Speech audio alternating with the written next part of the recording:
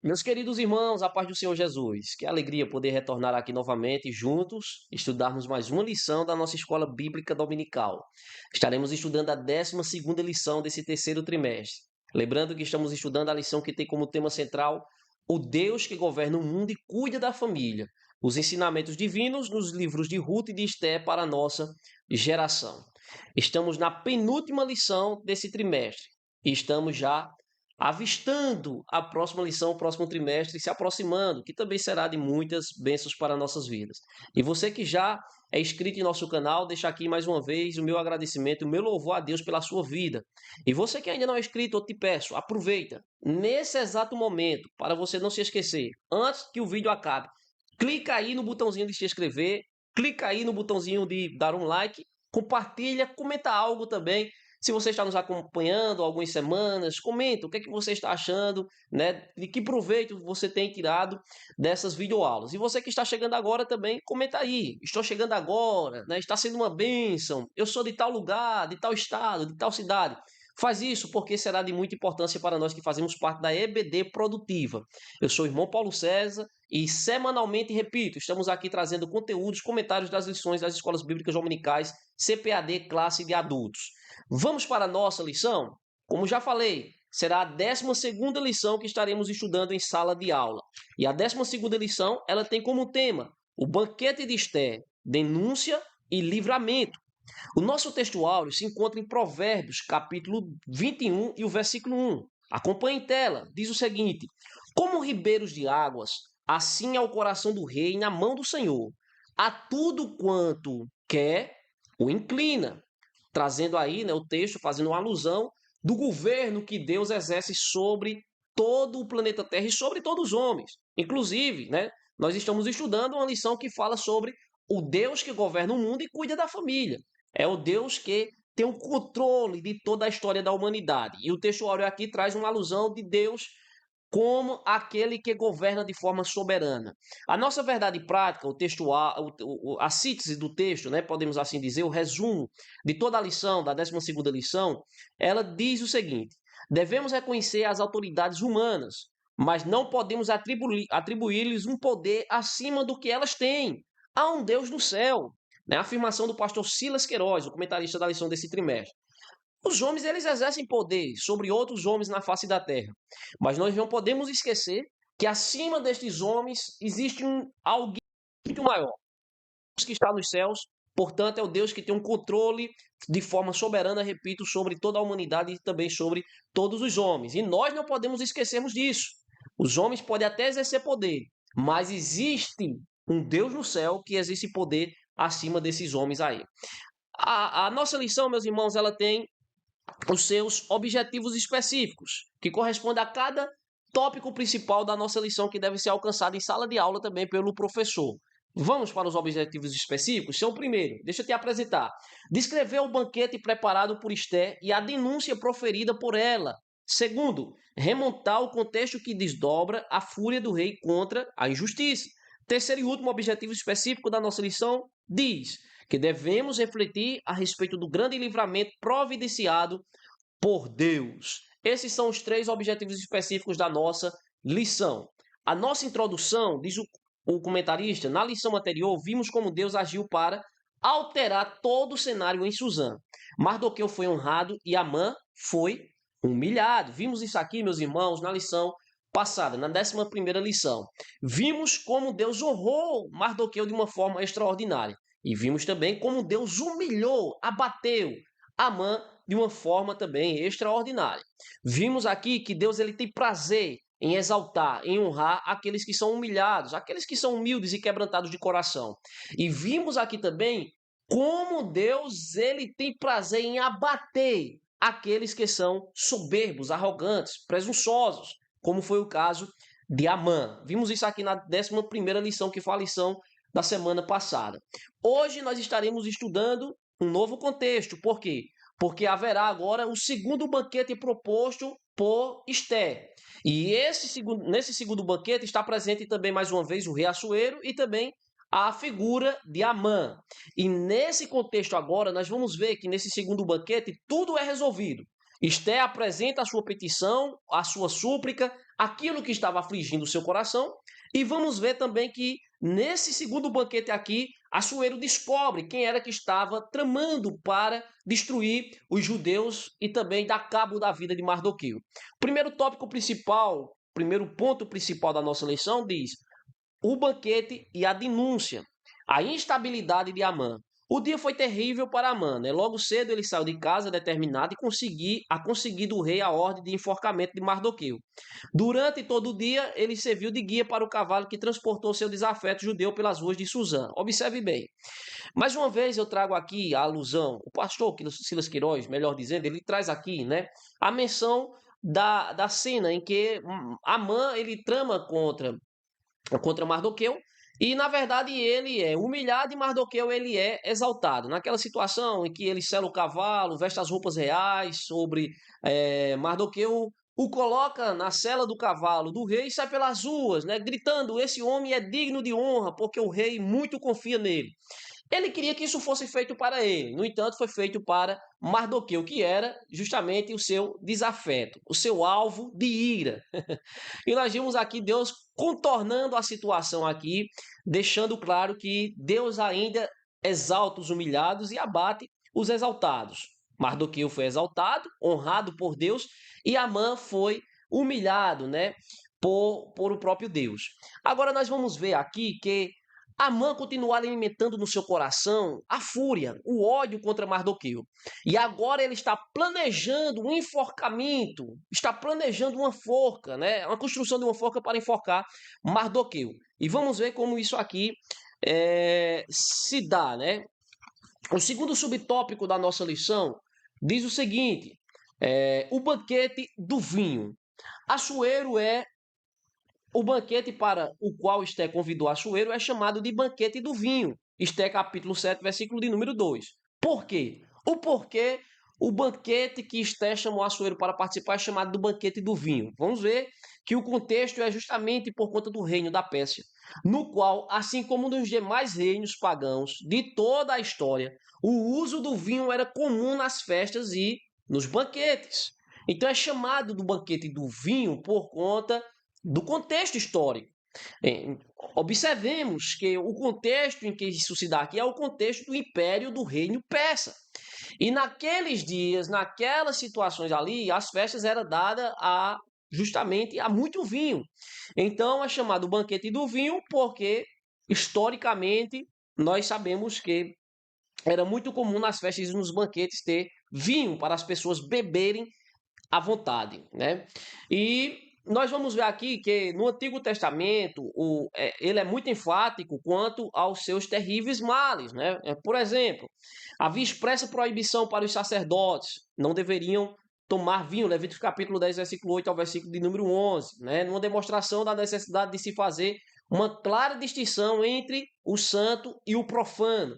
Vimos ainda também aqui que a abstinência total do vinho era uma condição para o voto do nazireado, né? Conforme Números capítulo 6, versículo 2 ao versículo de número 4. Então, nós vamos ver aqui várias referências bíblicas, tanto no Antigo como no Novo Testamento, que aqueles que devem buscar viver uma vida sóbria, né? Ter uma conduta irrepreensível, eles devem procurar se abster do vinho. O vinho não traz nada bom. Na verdade, nós podemos observar isso aqui, e os contextos históricos nos mostram que as festas que eram regadas a muito vinho trazia também consequências, né, terríveis. As pessoas ficavam ébrias, perdiam os sentidos da vida e praticavam coisas que não agradavam a Deus e lhe trazia desmoralização. O terceiro subtópico principal do nosso primeiro ponto principal diz: qual é a tua petição?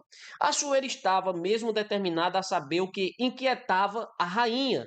A fim de atendê-la, o fato de Esté comparecer em sua presença, correndo risco de morte no primeiro banquete, ter mantido suspense quando ao que lhe afligia, deve ter levado Assuero a suspeitar que algo muito grave estava acontecendo. Observe aqui comigo. Assuero já havia perguntado para a rainha Esté o que era que estava trazendo angústia, né? Tristeza ao seu coração. E ele diz: o que você me pedir, eu vou lhe dar. Até metade do reino eu posso lhe dar se você me pedir. Esté não havia dito. Esté causou muito suspense, porque na primeira oportunidade ela não falou nada. Na segunda oportunidade, ela também não falou nada. Agora ela está diante da terceira oportunidade para falar ao rei o que era que estava inquietando o seu coração. E agora é o momento decisivo. Esté vai falar para o rei Assuero o que era que lhe afligia. Segundo tópico principal da nossa lição diz: a fúria do rei contra a injustiça. A revelação do plano. Primeiro subtópico diz: Esté detalhou ao rei o que havia acontecido. O que ela queria era a preservação de sua vida e da de seu povo, os judeus, porque estamos vendidos, segundo as palavras de Esté. Ela diz: porque estamos vendidos, eu e o meu povo, para nos destruírem, matarem e lançarem a perder. Esté fala agora para o rei Assuero o que era que inquietava o seu coração e o porquê dela ter convidado Assuero e Amã para participar daqueles dois banquetes ali. Ela agora revela, ela agora diz o que era que estava deixando o seu coração triste e expõe a sua petição, que era justamente que o rei livrasse de morte, livrasse da morte tanto ela como todo o seu povo, o povo judeu. Ele ficou indignado com aquela situação, porque muito pior do que serem vendidos como escravos, estavam determinados a passarem pela morte. Se eles tivessem sido vendidos como escravos, teria sido menos pior, porque não iriam, né, passar pela morte, iriam viver em outro local, em outro contexto, de uma outra forma, em uma outra cultura, como escravos, é bem verdade, mas não iriam serem mortos. E Esté diz que muito pior do que a escravidão era justamente eles serem mortos. E isso deixou o rei Assuero inquieto demais. Aí o segundo subtópico do segundo ponto principal diz: quem fez isso? A indagação do rei Assuero, demonstrando uma inquietação, demonstrando um certo, uma certa preocupação, né? E uma certa insatisfação também. A pergunta de Assuero pode parecer estranha. Não era razoável que não tivesse conhecimento da extensão do decreto assinado em seu nome. Aí você me diz, ora, mas não foi o próprio Assuero que assinou o decreto para a morte? Certo, que foi Amã que projetou, foi Amã que redigiu toda aquela trama ali, levou para o rei assinou. Mas o rei não sabia que Esté era judia e que o povo que estava sentenciado à morte era justamente o povo de Esté, que era a rainha do palácio, a rainha do próprio Assuero. Então, quando ele tomou conhecimento de toda aquela situação, em mínimos detalhes, ele ficou absolutamente inquieto, insatisfeito, e veio sobre ele, né, um sentimento de injustiça.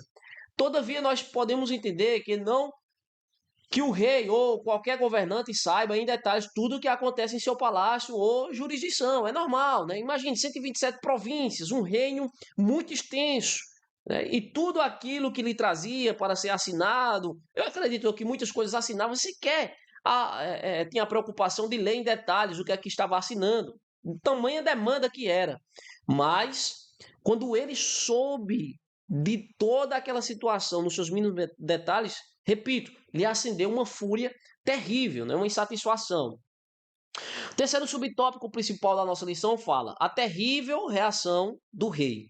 É provável que a consciência de Assuero tenha sido agora ativada quando ele entendeu o tamanho da injustiça feita aos judeus, o povo de sua rainha. Afinal de contas, meus irmãos, observe bem, o que aquele povo havia feito para ter uma sentença tão dura, para ter sobre eles uma determinação, um edito real que estava dizendo que eles deveriam serem mortos. O que eles haviam feito? Nada.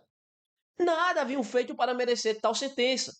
Então isso trouxe no coração de Assuero um sentimento de insatisfação muito grande, porque a sua consciência foi despertada a respeito da grande injustiça que ele havia cometido ao assinar, ainda que de forma, quem sabe, né, inconsciente ali, que estava assinando.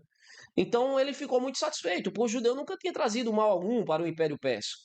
E quando ele toma conhecimento daquela situação, repito, nos seus mínimos detalhes, a reação do rei foi terrível. Então, Esté continua a lição dizendo, o comentarista da lição, o pastor Silas Queiroz, continua dizendo o seguinte: Esté não agiu de forma temerária ou precipitada. Ela não instigou motim ou qualquer expediente violento, confiando em sua própria força. Ela manteve a sua confiança em Deus e soube agir na hora certa, no lugar certo e da maneira certa. Assuero ficou tão furioso que se levantou do banquete e foi para o jardim do palácio. Irmãos, o rei ficou tão insatisfeito com aquela situação, tão inquieto, que imediatamente ao ouvir aquela situação, aquela história contada para ele por Esté, ele se levanta insatisfeito e vai para o jardim do palácio. Refletir, pensar, consciência estava pesada. Como eu pude assinar um decreto para trazer a morte, não somente da própria rainha, a minha esposa, mas trazer a morte de todos os judeus, o seu povo espalhado sobre o Império Persa, um povo que nunca nos trouxe mal, um povo que nunca nos fez dano algum, nunca nos causou prejuízo algum. Como eu pude assinar tal decreto? A consciência do rei Assuero agora estava pesada. E ele precisava agora tomar uma decisão, um posicionamento. Só que enquanto ele estava no jardim do palácio, Amã está dentro do palácio implorando para Esté que ela não fizesse tal coisa, não declarasse para Assuero que ele era quem tinha tramado toda aquela história ali. Que ele tinha planejado, arquitetado todo aquele plano para a destruição de Esté e dos judeus. Detalhe, Amã também não sabia que Esté era judia. Imagine o choque que esse homem toma. Imagine o espanto. Imagine a reação, não somente do rei Assuero diante daquela situação, mas também de Amã. Acredito eu que a cor de Amã fugiu, irmãos. Imagine você a cena. A rainha está denunciando Amã diante, na presença do próprio rei e do próprio Amã. Amã sabia que a morte estava agora diante dele como nunca houve. Ele sabia exatamente o que poderia acontecer com a sua vida. Veja, meus irmãos, que não vale a pena. Veja que não vale a pena de maneira nenhuma tramar, planejar, né? Gerir, alimentar ódio no coração por terceiros, por outras pessoas. Tentar trazer danos, prejuízos a outras pessoas.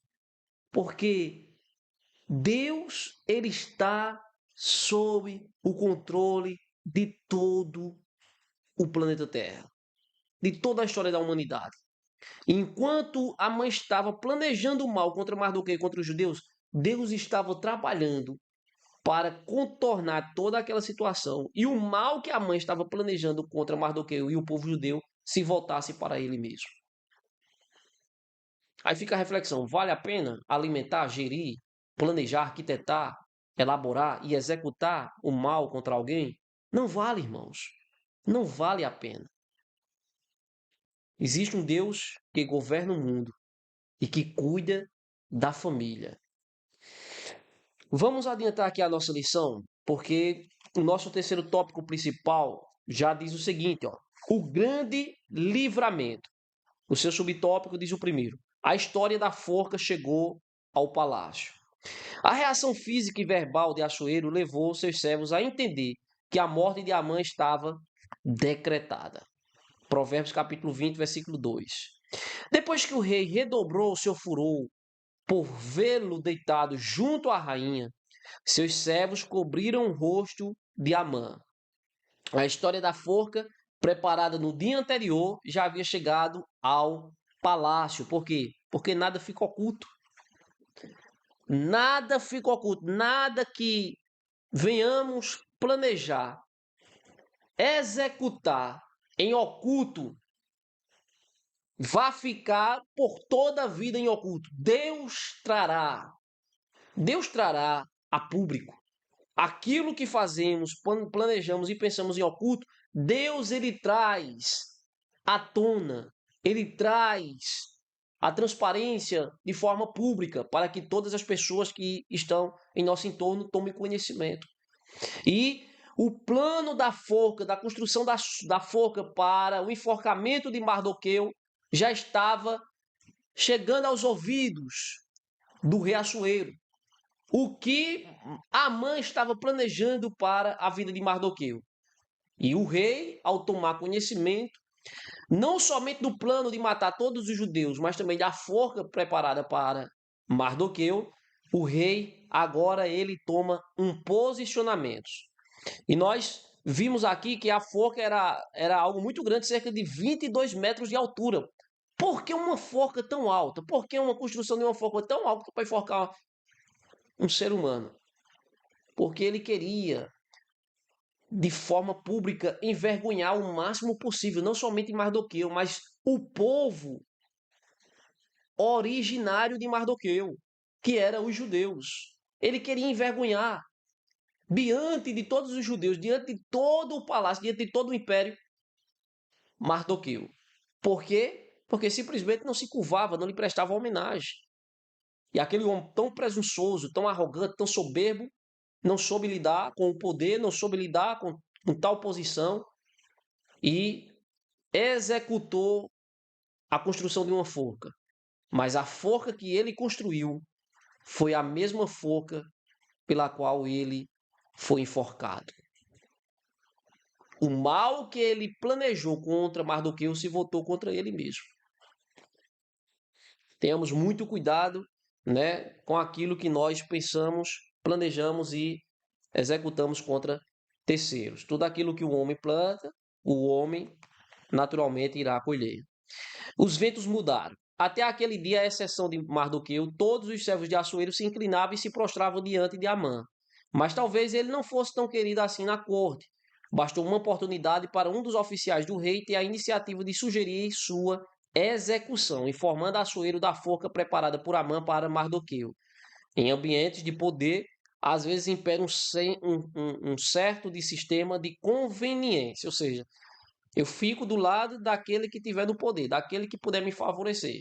No momento em que aquela pessoa não pode mais me favorecer, então eu dou as costas para aquela pessoa, me volto até mesmo contra ela, porque em cenários de poder, em sistemas de poder, o que impera muitas vezes é justamente isso, é a conveniência. E aqueles que antes estavam ao lado de Amã, quando estava naquela posição poderosa, né, de honra, de poder, de status, esses mesmos se voltaram agora contra Amã, denunciando para o rei Assuero a forca que Amã havia construído para Mardoqueu. Inclusive, propondo ao rei Assuero que Amã fosse enforcado naquela própria forca. Veja aí. Veja como os cenários, veja como as coisas mudaram. Agora, tudo isso, devemos entender que por trás de tudo isso, repito, tem a mão de Deus. A justiça de Deus está sendo colocada em execução. Deus está trabalhando por trás de tudo isso. E é aquilo que já temos falado desde o início desse trimestre. A palavra ou o nome de Deus não aparece no livro de Esther, mas não significa dizer que Deus não esteja lá presente, que a ação de Deus não esteja presente na história do livro de Esther. E está, porque somente algo sobrenatural, né, algo extraordinário, poderia livrar o povo de Israel da morte, os judeus, como também, né, mudar o cenário, mudar a situação para favorecer Mardoqueu. E Deus assim fez. Então, meus irmãos, nós chegamos à conclusão da nossa lição dizendo o seguinte: Deus não tem prazer na morte do ímpio. Na verdade, Deus não tem prazer na morte de ninguém, porque a morte é uma consequência do pecado. Então, quando eu digo que Deus tem prazer na morte de um santo, eu estou dizendo que Deus ele tem prazer na consequência do pecado, porque a morte nada mais é do que consequência de pecado, ou a consequência do pecado original de Adão e Eva. Não é? Então, Deus não tem prazer na morte nem do ímpio, nem tampouco na morte de um servo seu. Porque a morte, repito, é uma consequência do pecado. Então Deus não tem prazer na morte de ninguém, muito menos na morte de um ímpio. Podemos assim afirmar. É o espírito rebelde e contumaz do homem que o leva à perdição. Amã deu lugar ao ódio e planejou de forma implacável e cruel a morte de Mardoqueu e de todos os judeus do reino da Pérsia. Foi enforcado na própria forca que preparou. Que o Senhor guarde nosso coração de toda maldade. Meus amados irmãos, chegamos aqui à conclusão da nossa lição.